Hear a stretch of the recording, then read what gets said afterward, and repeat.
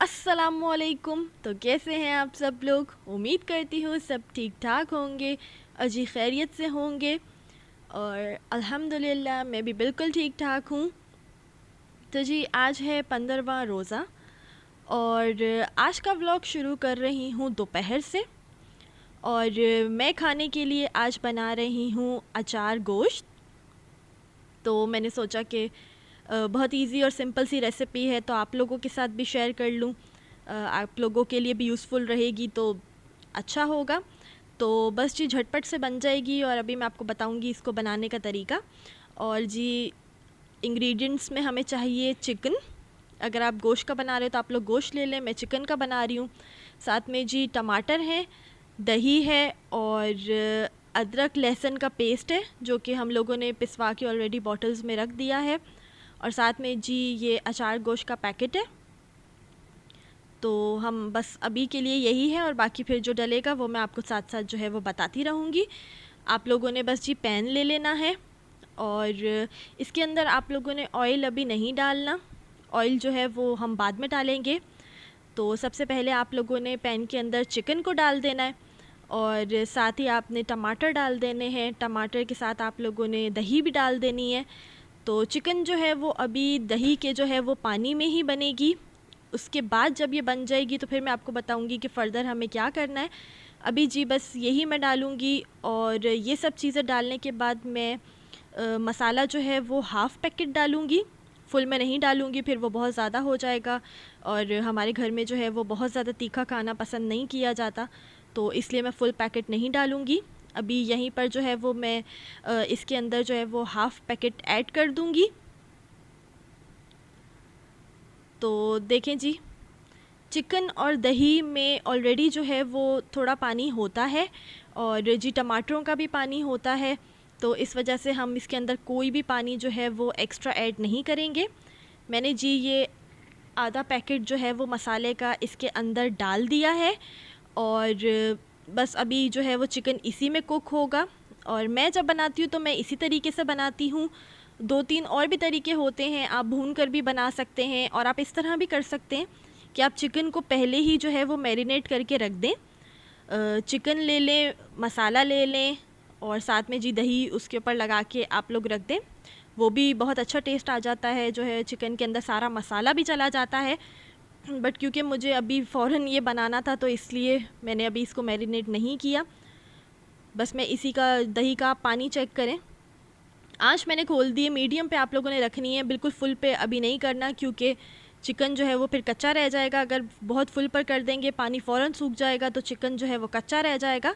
तो हमें अभी उस तरह नहीं करना है। बस आपने मीडियम फ्लेम पर जो है इन सारी चीज़ों को रख के ढक देना है और बस 15-20 मिनट में जो है ये बिल्कुल कुक हो जाएगा। कोई इतना ज़्यादा टाइम नहीं लगेगा। तो बस बहुत ही सिंपल सी रेसिपी है, इसमें कुछ भी इतना जो है वो ख़ास नहीं है। पर फिर भी मैंने सोचा कि मैं आप लोगों के साथ शेयर करूं ताकि जी अगर आप लोग झटपट कभी कुछ बनाना चाहते हैं तो फिर आप लोग ये फ़ौरन बना सकते हैं। बस ये चीज़ें थोड़ी बहुत अवेलेबल होनी चाहिए घर में, तो झट से जो है वो सब कुछ बन जाता है। आजकल जो है वो पैकेट में मसाले आ गए हैं तो इतना ख़ास मसला नहीं होता कुछ बनाने में। तो यहाँ पर देखें जी दही ने कितना ज़्यादा पानी जो है वो छोड़ दिया है और चिकन जो है वो अभी इसी में कुक होगा। नमक आप लोगों ने अलग से ऐड करना है इसके अंदर क्योंकि मसाले में जो है वो नमक कम होगा। मेरा अभी रोज़ा था इसीलिए मैं अभी ये नहीं चेक कर सकी, बट लेकिन फिर भी मैंने अंदाज़े से इसके अंदर 1 जो टीस्पून होता है उतना नमक डाल दिया है क्योंकि मैंने फुल पैकेट नहीं डाला है। अगर फुल डालती तो फिर मैं नमक जो है वो थोड़ा कम करती, लेकिन फुल पैकेट नहीं डाला तो फिर नमक जो है वो मैं अपने हिसाब से कम ही रखूँगी क्योंकि नमक जो है वो बाद में भी ऐड हो सकता है, इतना कोई मसला नहीं है। लेकिन अब वो बहुत तेज़ हो जाएगा, वो थोड़ा सा फिर इशू हो जाएगा। उसका भी खैर कोई मसला नहीं है, वो भी कम हो सकता है, लेकिन फिर भी उतना ही डालें कि फिर बाद में जो है वो एडजस्ट कर सकें। तो अभी जी चिकन जो है वो उसी पानी में हो रहा है और साथ में जी मैंने निकाल ली हैं मिर्चें। आपको पता है अचार गोश्त में मोटी वाली मिर्चें डलती हैं और इन मिर्चों का भी 2 तरीके होते हैं।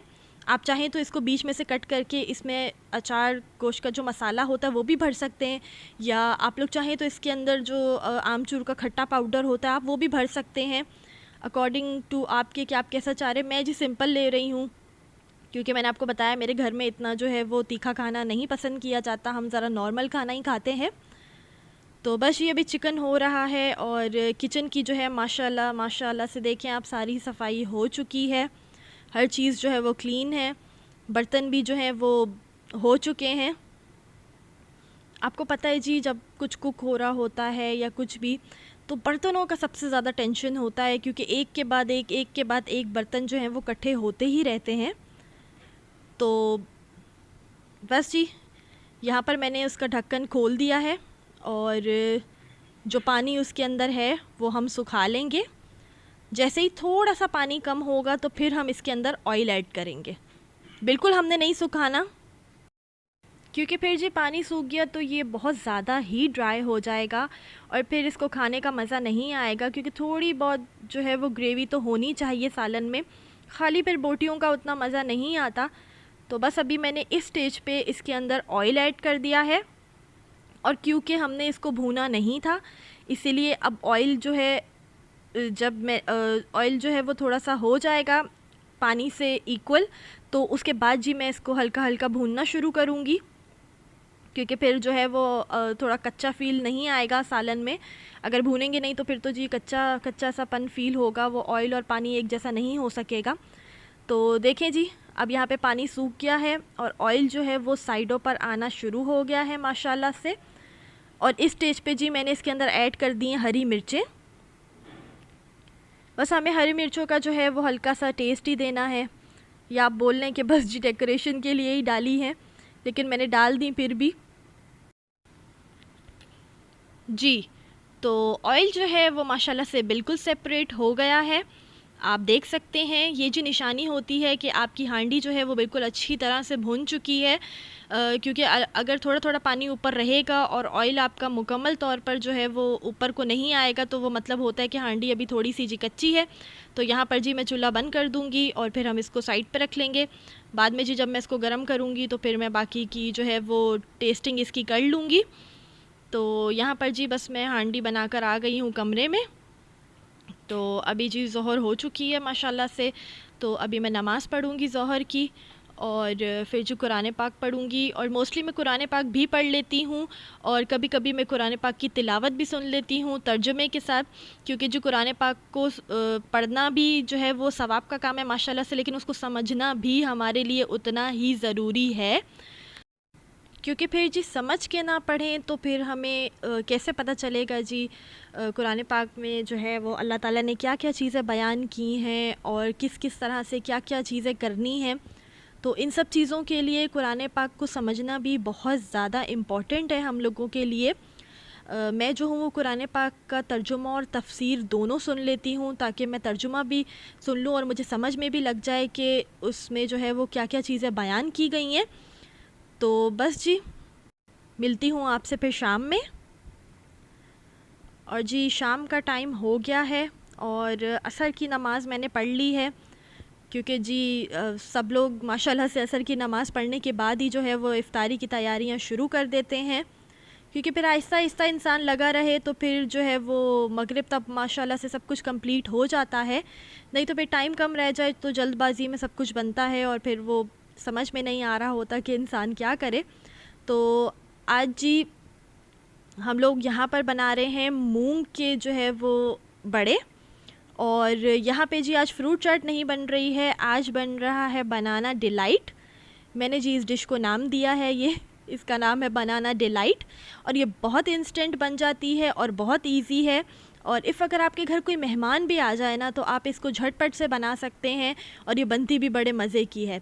बस जी करना आपने ये है, आपने केले ले लेने हैं, उनको अच्छी तरह से जो है वो मतलब पीसेस में काट लेना है और एक डिश में बिल्कुल उसको जो है वो आपने सेट कर देना है।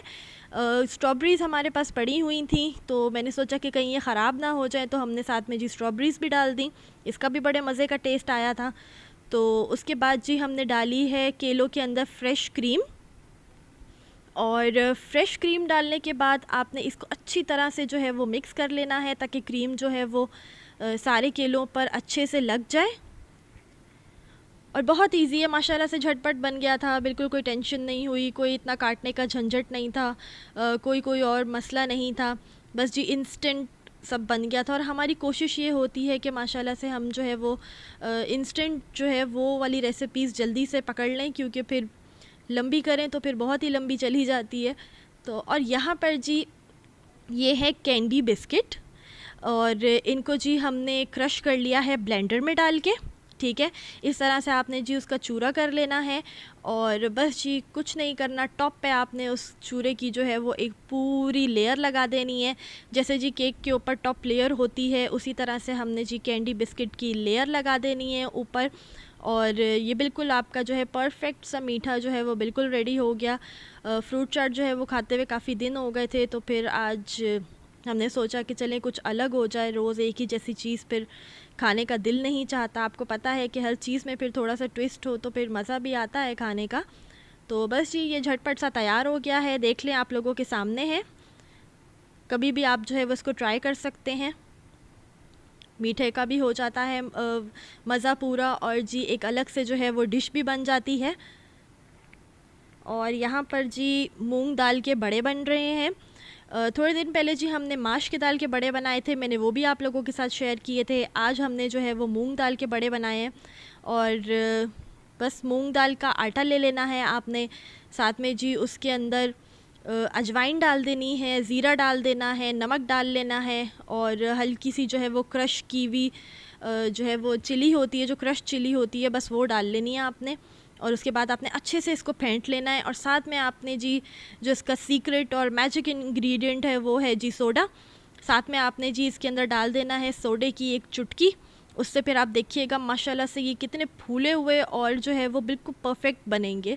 आप देख सकते हैं कि माशाल्लाह ये कितने फूले हैं। और साथ में जी क्योंकि फ्रूट चाट नहीं थी तो कहीं ना कहीं तो कमी उसकी हमने पूरी करनी ही थी, क्योंकि फ्रूट ना हो तो फिर जी रोज़े का जो रोज़ा है वो कंप्लीट ही नहीं होता है। तो कुछ ना कुछ तो चीज़ होनी चाहिए थी फ्रूट की फॉर्म में। तो यहाँ पर काट रही हूँ मैं वाटरमेलन, क्योंकि फिर इससे और अच्छी सोर्स कोई हो नहीं सकती फ्रूट की। आपको जी बहुत ज़्यादा रिफ़्रेश भी कर देता है, और पानी की कमी जो हुई भी होती है उसको भी अच्छी तरीके से पूरा कर देता है। तो मैंने जी यहाँ पर काट कर वाटरमेलन रख दिया है फ्रिज में, ताकि जी ये चिल हो जाए और फिर खाने का मज़ा भी आए। तो यहाँ पर जी आज बर्गर भी बन रहे हैं। तो बर्गर के लिए जो है वो पैटी रख दी है फ्राई होने के लिए, इसको शैलो फ्राई करेंगे हम लोग। और हमने जी पैटी मंगवा ली थी KNN की, क्योंकि अगर बनाने बैठते तो फिर माशाल्लाह से जब घर में बहुत ज़्यादा मतलब ज़्यादा अफराद हों तो फिर जी कोई झटपटी जुगाड़ करनी पड़ती है, और क्योंकि बनाने बैठते तो बहुत टाइम लग जाता हमें। तो यहाँ पर जो है वो बस हमने जल्दी से ये पैटी मंगवा ली, और अब जी हम इनको शैलो फ्राई कर लेंगे। उसके बाद जी फिर हम आज बना रहे हैं बर्गर। तो यहाँ पर जी बड़े रेडी हो गए हैं। और मूंग दाल के जो बड़े हैं इनको पानी में डिप नहीं करना, क्योंकि ये वाली दाल जो है ये थोड़ी नाजुक होती है, क्यों तो इसके टूटने का ज़रा ख़तरा होता है। तो इसलिए ये वाले जो है वो पानी में बिल्कुल डिप नहीं किए। यहाँ पर जो है वो मैंने दही तैयार कर ली है इनके लिए, और दही में जी डाला है लहसुन छोटी, बिल्कुल छोटी चमची। साथ में जी क्रश रेड चिली है, साथ में जी नमक है, और साथ में बस थोड़ा सा ज़ीरा डाला है, क्योंकि ज़ीरे के भी आपको पता है माशाल्लाह से काफ़ी अच्छे हेल्थ बेनिफिट्स होते हैं। तो इसलिए उसका यूज़ भी हम काफ़ी करते हैं अपनी डिशेस में। और यहाँ पर जी बन जो हैं उनको कोट किया जा रहा है, और बर्गर में जो है वो हमने लगाई थी मायोनीज़, और साथ में जी जो मस्टर्ड सॉस होती है वो लगाई है हमने।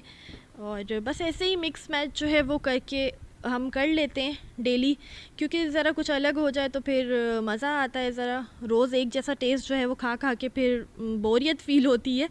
तो इसलिए मस्टर्ड का माशाल्लाह से बहुत अच्छा टेस्ट आता है बर्गर्स में। आप लोग ट्राई कीजिएगा ये, तो फिर मुझे बताइएगा कि इसका टेस्ट आप लोगों को कैसा लगा, या फिर जो जो लोग यूज़ करते हैं वो बताइएगा कि आपको ये किस तरह के लगते हैं। तो बस जी यहाँ पर जो है वो बर्गर्स को पैक करने की बारी आ गई। और ये जो जगह है जहाँ पर हम बर्गर्स बना रहे हैं इसको हमने अच्छी तरह से पहले साफ़ कर लिया था। यहाँ पर कुछ भी नहीं था। साफ़ करने के बाद जो है वो हम यहाँ पर बर्गर बना रहे हैं। आप भी जो है वो जगह को पहले साफ़ कर लीजिएगा, उसके बाद ही कुछ बनाना शुरू करिएगा। तो बस ये अभी कट कर कर के रख रहे हैं। और जी आप लोग बताएं कि आप लोगों के रोज़े जो हैं वो कैसे जा रहे हैं। आज माशाल्लाह से 15 रोज़े हो गए हैं और 15 ही माशाल्लाह से रह गए हैं। बस गर्मी का थोड़ा सा इशू हुआ, बाकी मुझे तो बिल्कुल महसूस नहीं हुए कि 15 दिन गुज़र भी गए, क्योंकि कराची में गर्मी ज़रा ज़्यादा है।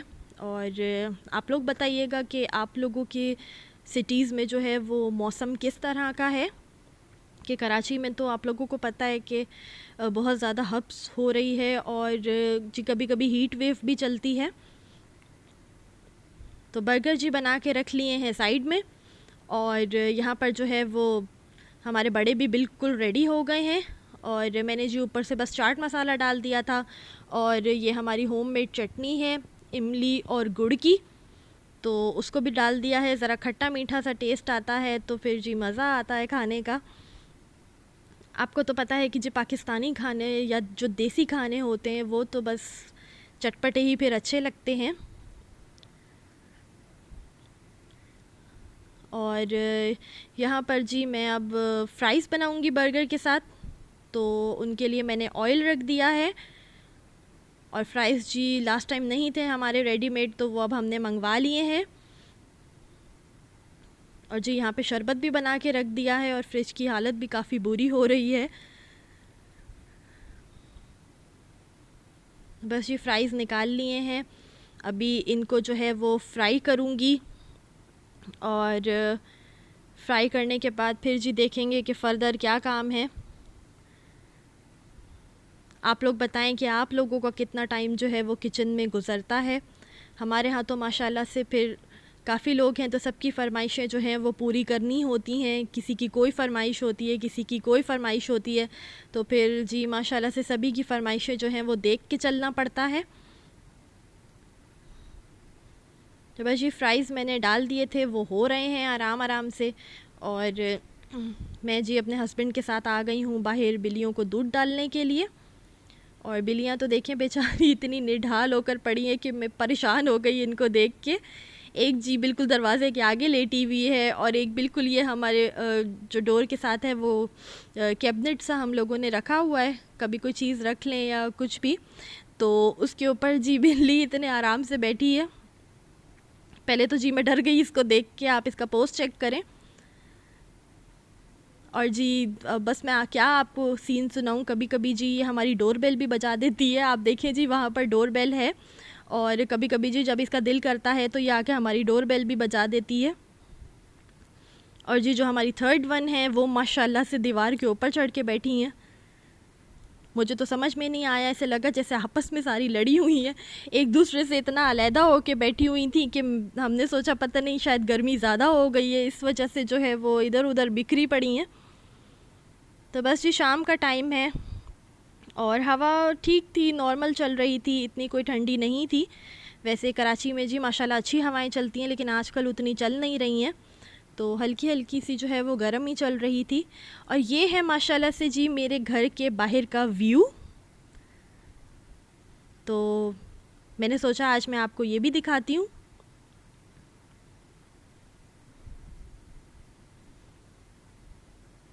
तो बस जी व्यू हो गया है कंप्लीट, और वापस से जो है मैंने किचन में एंट्री ले ली है, क्योंकि सारे काम जो हैं वो डन हो गए थे। और बस जी अब रोल रह गए थे, इनको फ्राई करूँगी और फिर जी मेरे काम जो हैं वो बिल्कुल ख़त्म हो जाएंगे।